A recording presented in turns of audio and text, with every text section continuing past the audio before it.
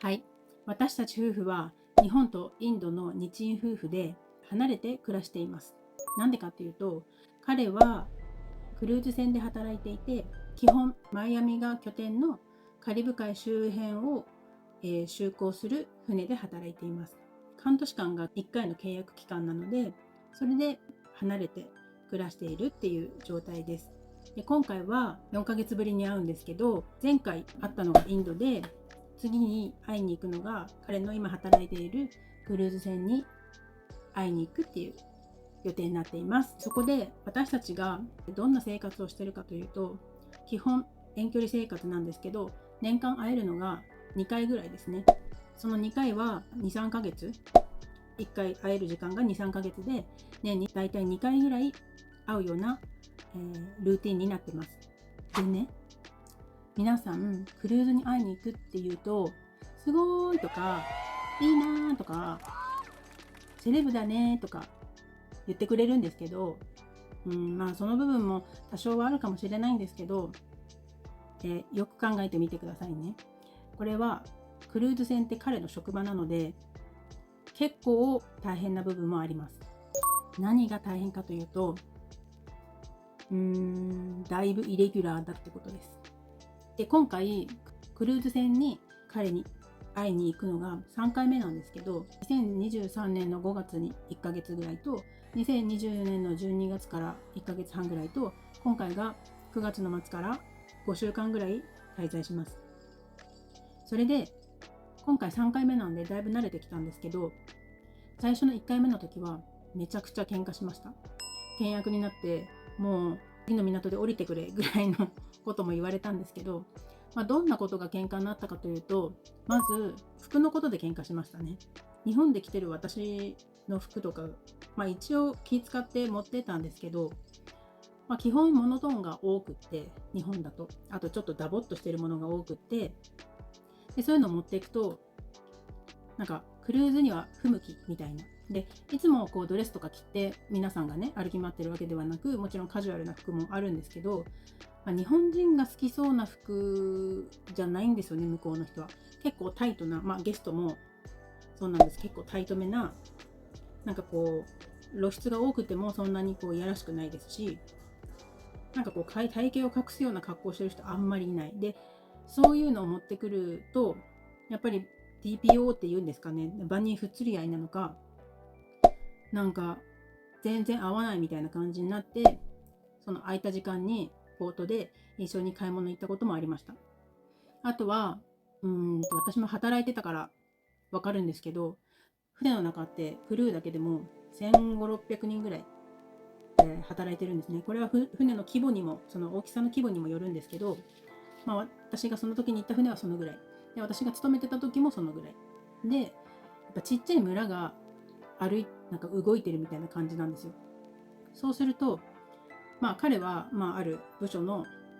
責任者なんで、妻ですみたいな感じでいろんな部署の人とに紹介してくれてたりするんですけど、でそれでね、妻だよって言って、nice to meet you って言われて、So, how did you meet? って聞かれると、私も船で働いててあったんで、船で働いてたんだって。しかもたまたまその時は私たちが働いてた船にたまたま彼がその時配属されて、そこに私が行くことになったんですよ。なので、実際ここで働いてたんだよねみたいなことを言うと、へーってなって、向こうもじゃあどこのデパートメントでみたいになるんですけど、それはその人と離れた時に、さっきのはわざわざ言わなくていいよって怒られたんですね。で私はちょっと場を盛り上げるために言ったつもりだったんですけど、なんかね、働いてても確かにそうだなって納得したのが、やっぱり1000人ぐらい規模の人が住んでるところってやっぱちっちゃい村なんで、言うても。なので噂といい噂も悪い噂もすぐ広まるんですよ。特に悪い噂というか、根も葉もないことが広まったりするんですね、簡単に。別にいちいちそれを言わなければそんなこと詮索されないのに、マニーの奥さんってどこどこで働いてたんだって、もしかしたら会ったことあるんじゃないと、なんかこんな噂知ってるとか、別にそんなことないのに何も悪いことしてないけど、なんかアンネセサリーな会話を生み出してしまうから、私が奥さんだからではなく、働いてた時もそうだったんですよ。あんまり深入りしないというか、それは彼のスタイルなのかもしれないですよ。で、私もそこで働いてて思いましたけど、やっぱり一時的な仲だけにしかならない人もいるんですよ。もちろん一生の友達になる人もいます。離れたけどまたお互いそれぞれの国に遊びに行ったりしてる人も見かけたりはします。なんだけど、そんなことわざわざ言わなくていいよって言われて、私もなんかムッとして、はぁみたいな、あなたのね、なんかその場を盛り上げるように言ったのにみたいなっていうので、喧嘩しました。なんだけど、要は、私が言いたいことは、旦那さんの職場に寝泊まりしに行くっていうことなんですね。で、クルーズ船に行くよっていうと、もちろんホリデーみたいな、セレブみたいな感じだと思うんですけど、要はあなたのパートナー、旦那さんでも奥さんでもいいけど、その人の職場に数時間遊びに行くんじゃなくて、そこに宿舎があって寝泊まりしてて、生活も共にするみたいな環境で、クルーも働いてるけど生活もしてるんですよね。なのでその場に奥さんとして行くってなると、やっぱり例えばじゃあ挨拶した時、A さんっていう人に挨拶したら、私がうろうろ、マニーと一緒じゃなくても私がうろうろしてると、その人が私を見つけて、あ、マニーの奥さんあそこいたよとかなるわけですよ。そうすると、紹介、奥さんだよっていう紹介はしてくれるんですけど、むやみやたらにちょっとエクストラな情報は与えなくていいとっていうことを言われて喧嘩しました。あなたのね、パートナーの職場にそこで寝泊まりもしてってなると、結構やっぱり気遣いますよね。で、別にそれは日本人だからとかじゃなく、なんかイレギュラーなんですよ。だからもし私と彼で2人だけでクルーズ、別の会社、ゲストとして別の会社に行くことになりましたら、だったらまた違ったテイストになりますし、プライベートな旅行になるんですけど、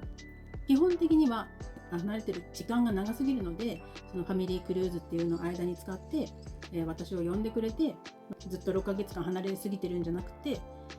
一緒にいる時間を増やそうっていうことなんですよね。とはいえ、やっぱり行ったことがない国に行けるのは私も嬉しいし、クルーズで働いてるっていう旦那さんの特権というか権利で、その家族を呼べるっていうことで呼んでくれることによって、会えるのもそうだし、知らない国に行けるっていうのは本当に感謝してる、感謝だなと思っています。ありがたいなと思っています。服に関しても、一回私がパッキングしたものがあっちに行っても着れないみたいな、この TPO に合ってないみたいなことになるともったいないので、今は事前に毎日テレビ電話するんですけど、基本的にはその時に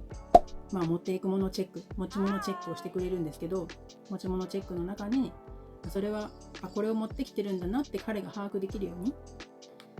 やったりしてます。本当に当初はなんでそんなに縛られなきゃいけないんだろうとか、何この人なんかルールが多すぎるとか思ってたんですけど、でも、私がある会社の責任者として、その部署の責任者として働いてて、例えば、極端な話すると、破れたジーンズが悪いわけじゃないんだけど、ちょっとそれを似つかわしくないなって服をパートナーがね、確認もせずに持ってきてたとしたら、いやちょっとそれで外歩かないでっていう感じになるんだろうなとか、別に変な服は持ってってないんですよ。持ってってないんだけど、私なりにいっかなこれだったらっていう服だったはずなんだけど、でもなんか私の感覚と、海外のアメリカ人の感覚また違うと思うし、実際違うんですよね。インドで着る服もなんかいろいろ言われたことがあったし、なのでなんでしょう、国が変わってくると、別にそれにいい意味で言うと郷に入れば郷に従えっていうことで、なんかあんまり悪目立ちしないように、あと変に何この人っていうならないような、馴染むような服っていうんですか、なんでその服着てるんだろうみたいな、なんかこれちょっと説明が難しいですね。ちょっとこんなのあんなのっていうのが写真があればいいんですけど、要はこの動画で伝えたかったのは、4ヶ月ぶりに旦那さんに会いに行きますっていうことと、基本そういう何ヶ月か離れ離れでまた数ヶ月一緒にいてっていうような生活をしてるっていうことと、クルーズに行くっていうとすごいみたいな言われるんですけど、職場にそこに住みに行くみたいなで、プラスちょっと外にいろんな国に降りてその国を見れる、観光ちょっとできるよみたいなっていう感覚っていうのを伝えたかったって感じです。ただすごくこれはレアなパターンだと思うので、それは本当にこの環境を大切にすごく感謝してるって感じです。なんかまとまりのない動画になっちゃいましたね。では次の動画はパッキングした動画を撮りたいと思います。興味があったら登録していいねボタンも押しといてください。じゃあねー。